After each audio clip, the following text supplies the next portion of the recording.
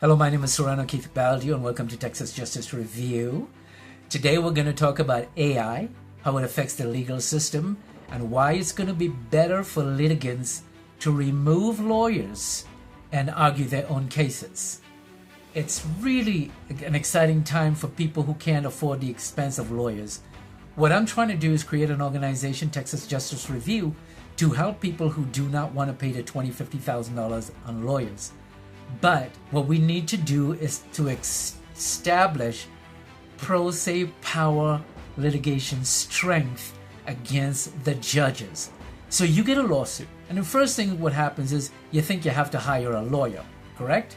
And in most cases you do, depends on the seriousness of it. This is not legal advice in this entire video. Just hire your own attorney to figure things out, but I have to tell you that. If you are in a criminal case, best thing to do is hire a lawyer or get a public defender. But if it's civil, divorce, business, tenant, you can do this yourself. And we're going to test. I have tested the appellate court. I had Justice Denise Garcia removed for failing to follow the law with the help of AI. And then I challenged Judge Monica Purdy of the 95th, caught her not following the law by using AI. I was able to establish the law, but this is not just for anyone. That's why you need people like myself and others to supervise us when you do it. I know how to apply AI laws. I'm using the AI system because I have almost 2 decades of training, writing stories, doing it the right way, going up against corruption, analyzing different cases, case laws. I've sat and written about stories in the courtroom, so I'm a little ahead of everybody. But sooner or later, myself or somebody is going to have to try the justice system where, like Justice Judge Purdy, Monica Purdy of the 95th District Court, she went after my complaint, and we did a very well-written, detailed complaint using AI and some advice from other people. And so when I did the complaint, I ran it back, I ran it forward, I ran it back. So I want to explain to you why you cannot miss. And the only problem you're going to have bringing an AI or AI doesn't always give you the right answer. That's why I said you have to have some manner of intelligence for judicial stuff or biblical stuff. That helps a lot. And so sometimes it would write something for you and you have to ask it a question. Well, what if the judge went this way? And what if the other side objected to this? And so you have to analyze it on your own as well. You have to have some kind of legal mind. And then you figure out, okay, well, the other side is going to object to this, and so I have to be ready for that. And if they said, well, you don't have jurisdiction, you got to be ready for that. So when I challenged Councilwoman Kathy Stewart, I did that. I had a response for everything that I know that they were going to ask me. I went before Judge Purdy. Judge Purdy says, oh, no, this, you have to meet 3 criterias. And so where'd you get that from, Judge Purdy? Them, 3 powerful lawyers. And she felt, well, because this guy is pro se and probably a minority, he's not very smart, so he won't know the rules. And that I had already covered, you cannot use civil code of procedures in an election case. She was wrong. I told her she was wrong. I kept reading out the codes for her. She didn't understand. Said, if you didn't like my ruling, go to the appeals court.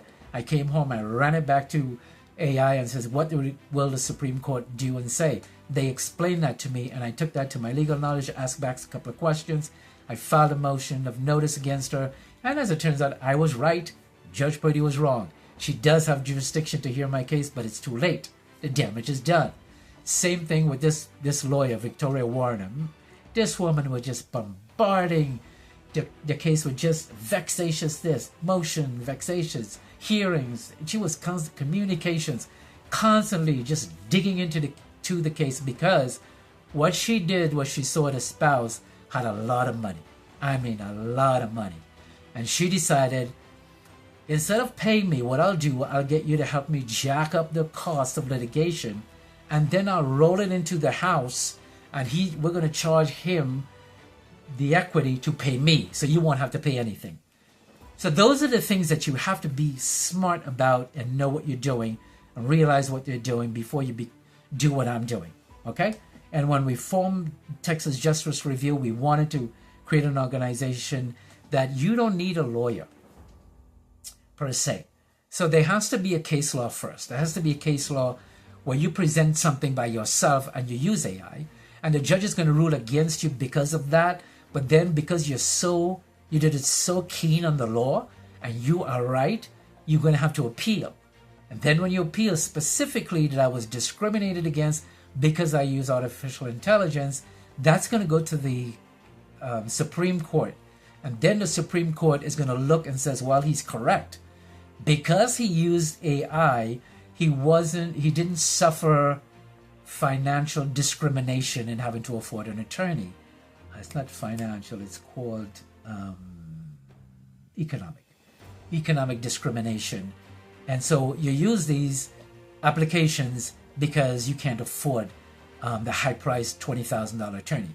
But anyway, this attorney taxed up $70,000. The way she did it was fraudulently. The way she did it was malicious. The way she did it was like a mastermind deceiver, dishonest. And so I was able to use the system to point out what she did wrong. So she sued. When she sued, the first judge, Maria Aceves, had her go into a default judgment because she sent a 2-page letter, and Maria Aceves' clerk said, this is not an answer. You can't answer like this. You have to do the styling. You have to do the format. You have to swear an oath. Basically, she had to swear an oath, and she had to personally serve the other side, none of which she did. It was rejected once, twice, 3 times. So that case was held, and that's a whole different story, to help the same divorce case. So anyway, she snuck it into the new case, and this clerk didn't realize that. So we had that to deal with. So I'm going to do a side-by-side comparison right now, and I wish I could have recorded my screen, and maybe I'll do that another time. We're going to do her defense. So her defense first is that, her answer. Her first answer is, she's now in default because she didn't answer properly. I'm not going to deal with that. I'm going to deal with after she's defaulted. The law says this: if you are in default, you cannot respond to anything in a case. So here's what she's still trying to respond and saying, hey, I've got immunity. And immunity, he can't sue me for after I have immunity. I'm a lawyer with immunity. And so I ran this through the intelligence system, and here's what she kind of said out briefly. Says, defendant's brief on attorney immunity didn't say anything that she violated the default. She just whipped by default and talking about immunity when you already stopped by default. That she didn't answer properly, didn't respond to each. When you're in a fraud case, it requires that you must respond to each one of the allegations. You have to respond in that way. I'm doing a whole book on how you can do this, but right now this is just piecemeal. So here's what she said. Defendant Victoria Warner appears specially and without waiver of any defense, including but not limited to these under Texas law. 91 respectfully filed. Plaintiff, pro se, litigant, and opposing party is an underlying family law matter and filed suit against defendant who serves solely as a legal counsel for the wife in that underlying case. Plaintiff case seems entirely from actions taken by defendant in the course of legal representation. So normally attorneys will say, hey, I was just representing my client. But there's a lot of laws, including rule number 301, that you don't get immunity simply because you're representing your client. You cannot commit certain acts, even though you're representing your client. So it's disciplinary rule of Texas. So anyway, she goes on to say, I'm going to skip some of this. So there's a case law, there's a Supreme Court case law, and it says in Cantey Hanger, Texas Supreme Court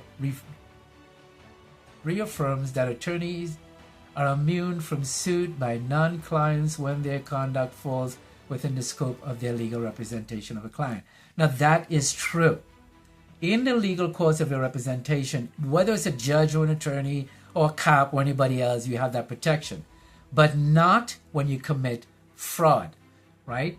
And then she's put, an attorney is immune from liability to non-clients, which would be somebody like me, for conduct within the scope of their representation of the client. Again, cops, judges, lawyers, within the scope, you are protected, but not when you commit fraud.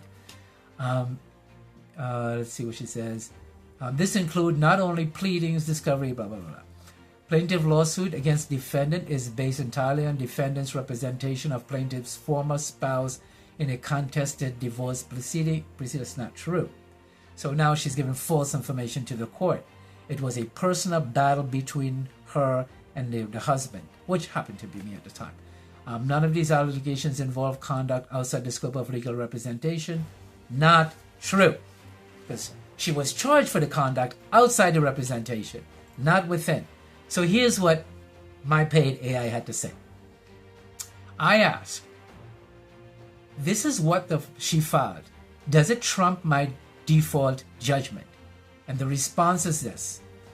No, this brief on attorney's immunity does not defeat or override your default judgment motion. Here's why. She is in default. Her brief is ultimately and procedurally barred. So this that she wrote is barred because she's in default. So be careful when you're suing an attorney what the response is. If she has responded appropriately, styling everything else like the other judge told her, then maybe we'll get to this. But still, she has no freedom. Okay, and then it goes on to say, once a defendant is in default, she loses the right to file dispositive motions, like a motion to dismiss, 91A motion, or even this brief. She failed to file a valid answer or verified denial under Texas Rule of Civil Procedures 9203. Default admits all well-pleaded allegations. See Dolgencorp versus Lima, Texas 209. Results. Her immunity claim is procedurally waived. It cannot be introduced after a default. But the judge in this case, or maybe it's the clerk, I don't think the judges see these things yet. The clerk in this case allowed her to file a motion to dismiss the entire judgment against her for fraud and other allegations. And that should never have happened, seeing that it should have been a motion for a default judgment first. But I can't tell the clerks what to do.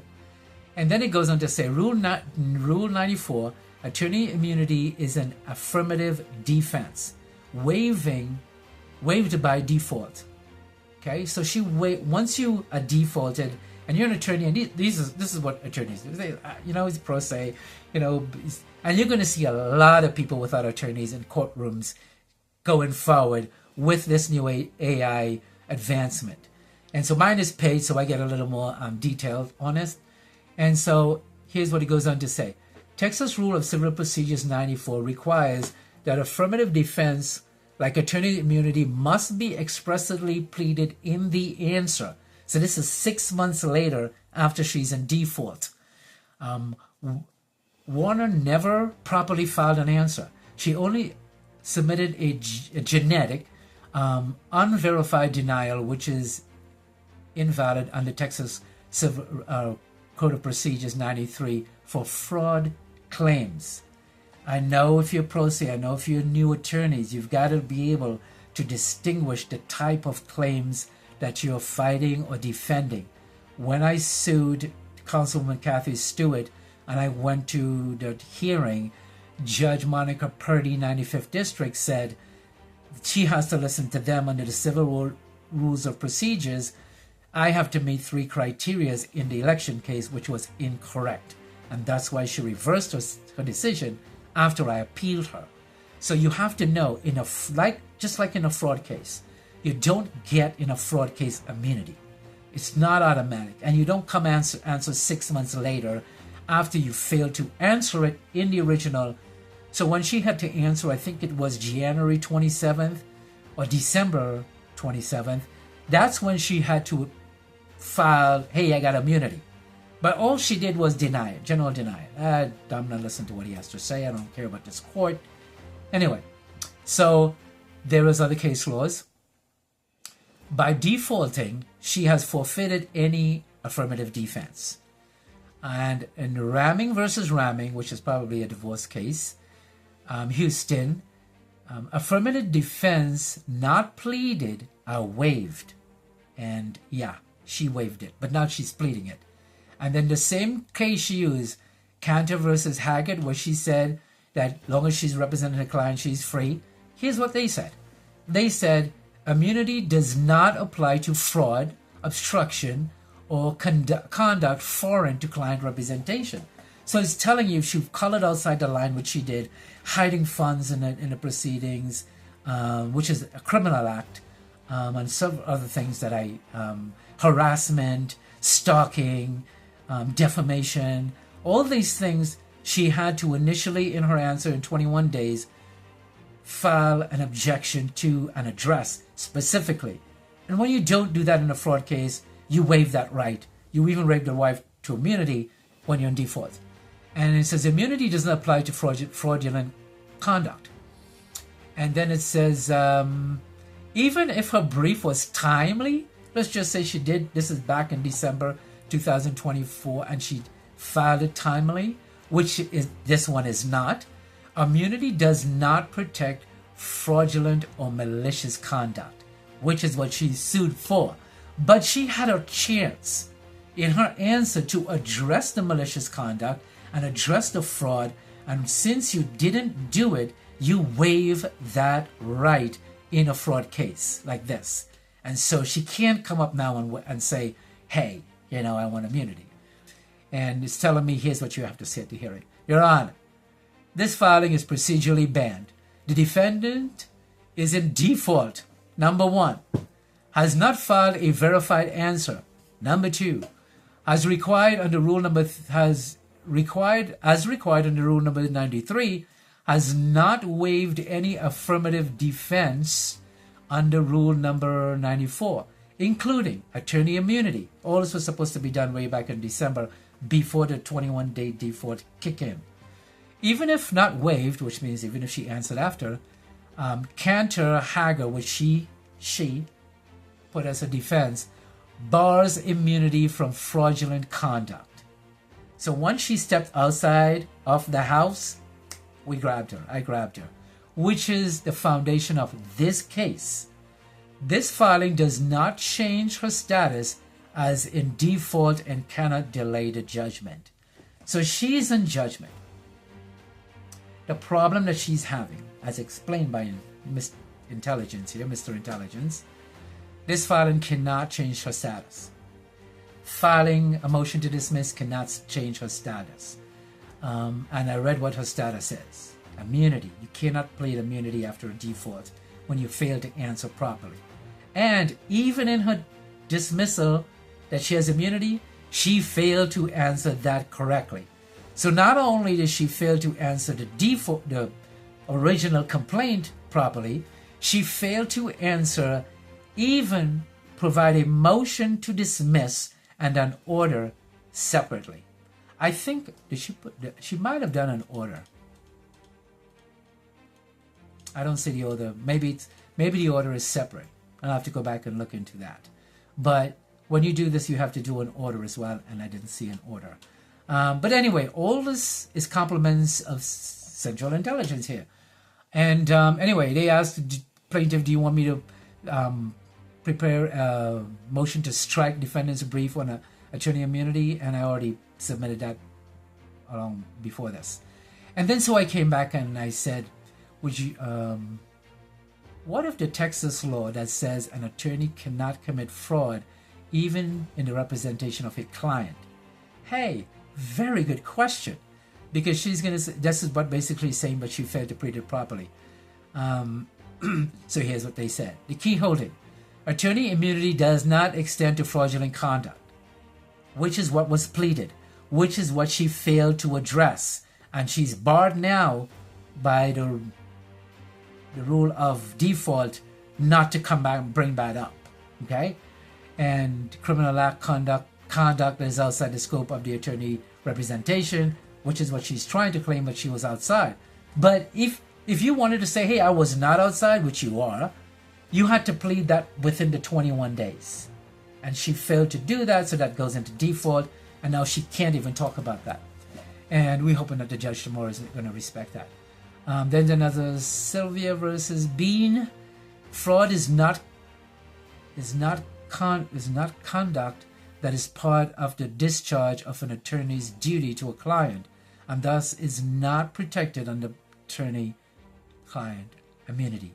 An attorney cannot shield herself from liability for fraudulent conduct simply by claiming protection of an attorney immunity. So you can't just say, hey, I want immunity. You can't just say I was representing my client. You have to show how, and you have to address it in the original answer, which she didn't give the court. And let's see what else. I asked another question. I also need the Texas Attorney Disciplinary Rules, and here's what it says. Malicious claim in context. A lawyer cannot bring or defend a proceeding or assert, controvert an issue unless the lawyer reasonably believes that there is a basis for doing so that is not frivolous. So she filed a whole bunch of vexatious stuff, even though the judge in family court told her you cannot do that against a defendant. She still did it. Filing motion, vexatious, because what she wants to do is keep getting the case building so she can keep charging. And then what she does is she angers the defendant, so he has to respond. And she's smart. Every time she's filed something, she knows the defendant has to do a response. And then she's using the response to say, hey, he's filing all this kind of stuff. It was a very clever very clever by this attorney. But she's caught. Anyway. So, this is what AI has done for me to do my pleading. I have asked questions that I'm not going to put in here, that I wanted to know, what if the judge thinks this? And what if the judge thinks that? And they gave me responses to the judge if the judge decided, she was just going to have a bad day and just deny the default and dismiss the entire law. You got to understand this is law. The judge is under law. The judge has to make sure that she obeys even the law and execute the law. There is no room here for, she's an attorney, she's got a license, you don't. I get like the case of Byrd. And no, it doesn't matter who brings the truth to the court. You have the truth, you rule on the truth, and it doesn't matter who I am or anybody else is. So if there's fraud, dishonesty, which there was, jacking up fees, false information about a whole bunch of stuff. And I pleaded it, so I'm not going to repeat it. And so this is what you can do with AI without a lawyer. It tells you what to do. You have to follow it correctly if you have the mind to do it, and if you have the guts to go into a courtroom and have the courage to say to a judge, everything I filed here is based on the truth. And whatever they filed is a nuisance to the truth. It is not the truth. What it is, it's motions to obstruct the truth. She's screaming she has immunity, simply does not give her the right to get immunity. She's got to prove it, and she hasn't proven anything. She just filed, she did say the defendant's brief on immunity, and that's why AI caught that and says it's not a brief you have to file, it's a motion. And a motion has to accommodate an order, both of which she did not do, as she didn't answer correctly in the first place. And so this is how I use AI to expand on my knowledge and file complaints that is not frivolous. Because I remember when I went after Judge Martin Snipes, and I said, he's not supposed to be in this case because he has no family law. He's not supposed to be in District Court 301. That's a family court. He's a criminal court visiting judge. He's not supposed to do this. And AI shut me down and says, yeah, unfortunately, the chief judge can assign him. The chief judge can do this. But at the end, I ask a specific question. Is it something illegal that he has done? And I gave them information and says, no, absolutely not. And if you did do that, then you have to file a judicial complaint. If he threatened to put you in prison for disclosing information to a jury, that is an act that violates the law. And yes, you can file a judicial code of conduct against him and a criminal complaint. And I don't know about lawsuit yet, but I just want to do that. So yes, AI will tell you when you're wrong as well. But ask it the question to tell you that you're wrong so you won't look like a fool when you go to court. That's how I won against these people, and I will continue to follow this. And I tell you, in past cases, I had to research the law myself, and I did file within the law, but this is just extremely, extremely helpful to people who want a lawyer. And sooner or later, when we enhance the ability of Texas Justice Review, we can put this out to the public, write literature, a book, explaining how this works.